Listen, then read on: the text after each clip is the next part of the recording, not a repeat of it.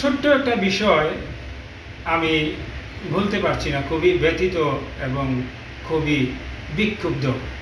ঢাকা ইউনিভার্সিটিতে ইসলামী ছাত্র শিবির একটা পানির ফিল্টার স্থাপন করেছে, কিছু লোক সেটাও নাকি নষ্ট করেছে।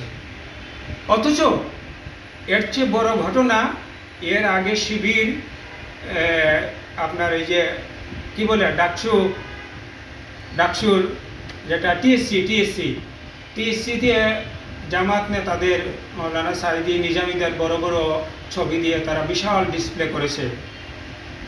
এটা খুলে ফেলেছে বামপন্থীরা। আমার কাছে খারাপ লাগেনি, বরং আমি পোস্ট দিয়েছি, এটা অসুবিধা নাই, শিবিরের জন্য, ইসলামী দলগুলোর জন্য এই ছবি, এই কালচার এটা সুন্দর না। আমার কাছে স্বাভাবিক মনে হয়েছে, এটা ভালোই করেছে। কিন্তু পানির ফিল্টার যেদিন নষ্ট করলো, সেটা আমি ভাবতে পারছি না। এটা একটা ভালো কাজ। কোনো কাফির, মুশরিক, কোনো ডাকাতে যদি আমার রাস্তার পাশে একটা পানি ফিল্টার বসিয়ে দেয়, আমি তো পানি পান করব এবং তাদের ধন্যবাদ দেব। তো সেই সূত্র ধরেই আমার মনে হচ্ছে এত বিদ্বেষ, এত বিভক্তি, এত হিংসার রাজনীতি কেন আমাদের দেশে? থেকে কি পরিত্রাণের কোনো উপায় নাই? ইউরোপের একটি দেশ সাইপ্রাস থেকে ফেরত আসা আমাদের এক সিলেটি ভাই, চারখার দিকে বাড়ি, বর্তমানে সিলেট নগরীতে আছেন।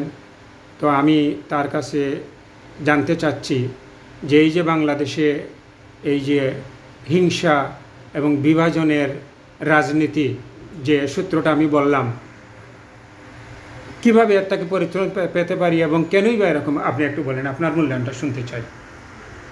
এটা তো ইসলামিক ছাত্র শিবির, তো একটা ইসলামিক ছাত্র সংগঠন।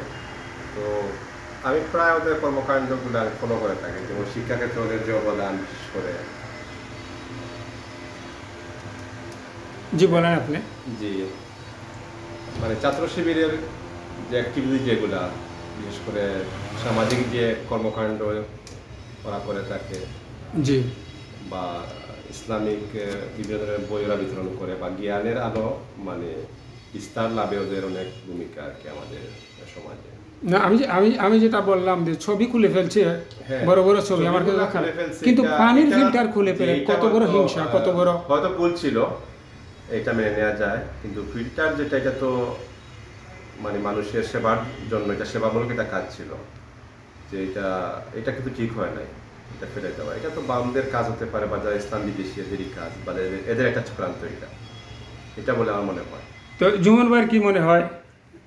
আপনি কিছু বলেন এর ব্যাপারে, যে হিংসার রাজনীতির একটা উজ্জ্বল উদাহরণ, একটা অত্যন্ত দুঃখজনক উদাহরণ ঢাকা বিশ্ববিদ্যালয়ের মতো জায়গায় পানির ফিল্টার নষ্ট করে ফেলে। আমি এটা নিতে পারছি না। আপনি কি মনে হয়? এই জিনিসটা এমন কারণ নাই, আমার মনে হয় যেমন কারণ নাই যার কাছে এই জিনিসটা খারাপ লাগছে, এই যে পানির ফিল্টারগুলো ভেঙে ফেলা, আর ওনারা ইউজ করতে চাচ্ছেন না, সেটা অন্য বিষয়, বাট ভেঙে ফেলাটা পুরোপুরি অন্যায়। তো একটা সেবামূলক কাজ বাংলাদেশ ইসলামিক ছাত্র শিবিরে ঢাকা বিশ্ববিদ্যালয় কেন্দ্রিক, বিশেষ করে এই জিনিসটা আমরা লাস্ট কয়েকদিন ধরে দেখতেছি আর কি। ঢাকা বিশ্ববিদ্যালয় কেন্দ্র করে যে আপনার ডাকসু কেন্দ্রিক শিবিরকে একটা হিউম্যানাইজ করার জন্য ট্রাই করতেছে ওরা। আমাদের যে ভালো ভালো কর্মকাণ্ডগুলো আছে, ওরা কিন্তু কিছু একটা নির্দিষ্ট একটা গোষ্ঠী, যেটা আমি বলি স্পেসিফিকলি বামপন্থীরা, জি, ওরা কিন্তু চাচ্ছে তাদের সেবামূলক কাজগুলোর যাতে না হয় আর ছড়ায় না করে, এই জিনিসগুলো ওরা তাদের সুনাম ছড়িয়ে পড়ে, হিংসা, ঈর্ষা, আত্মহমিকা, ভালো কাজের প্রতি চরম বিদ্বেষ, এই জিনিসগুলোর কারণেই তারা এই ইনসিডেন্টগুলো ঘটাচ্ছে আর কি। প্রতিটা ক্যাম্পাসে বলেন বা আপনার হলগুলোতে বলেন, ঢাকা বিশ্ববিদ্যালয় হলগুলো। তো তাদের ইচ্ছাটা হলো এইটাই যে ডাকসু কেন্দ্রিক যাতে অন্য কেউ সেবামূলক কাজে এগিয়ে না যায় তাদের থেকে। তারা পারতেছে না, বাট অন্য কাউকে তারা উঠতে দিবে না, এই একটা টেন্ডেন্সি তাদের মধ্যে কাজ করতেছে।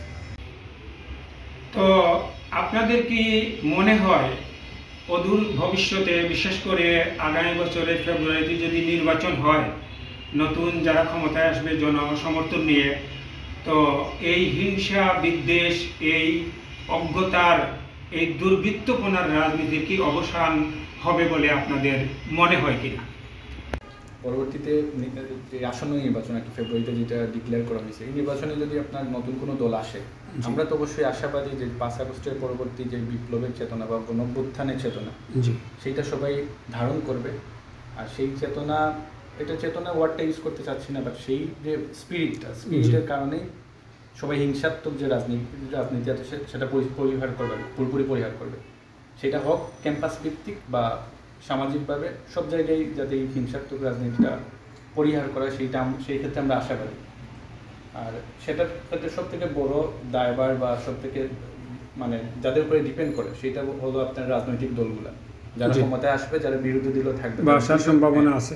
হ্যাঁ, দুইজনেরই কিন্তু এই দায়িত্ব যাতে হিংসাত্মক রাজনীতিটা মানে সমাজে না থাকে, ক্যাম্পাসে হোক বা অন্য জায়গায়, যে কোনো তো জায়গায়। আপনার কি ধারণা যে আগামী নির্বাচনে বিএনপির মতো দল, যে দলে ব্যাপক সমালোচিত বর্তমানে, তাদের কি সম্ভাবনা কতটুকু আছে, বা নতুন যে জোট জামাত চরমুনাই অনুমান করি আরও কিছু ছোটোখাটো দল আসতে পারে, বিএনপিও কিন্তু জোটের চিন্তাভাবনায় আছে, নিউজে দেখছি।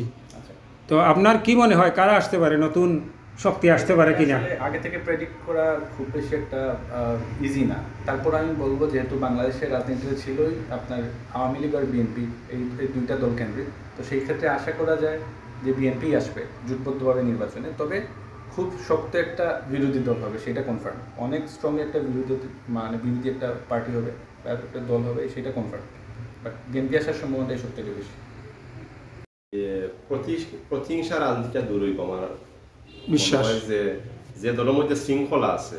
আমরা তো মোটামুটি অনেক নিবন্ধিত দল আছে না বাংলাদেশেও, জি। জামাত ইসলামী, চরমুনাই সহ অনেকগুলো দল আছে, জি। কিন্তু যে দলের মধ্যে শৃঙ্খলা আছে এরকম দল যদি ক্ষমতা অবশ্যই এটা পরিত্রাণ হইব বা এগুলো থাকতো না। আশা করা যায়। তো শুধু এই ফিল্টারের ব্যাপারটা না, যে কোনো সমস্যা বাস্তুগুলা যেগুলো আছে সমস্যা।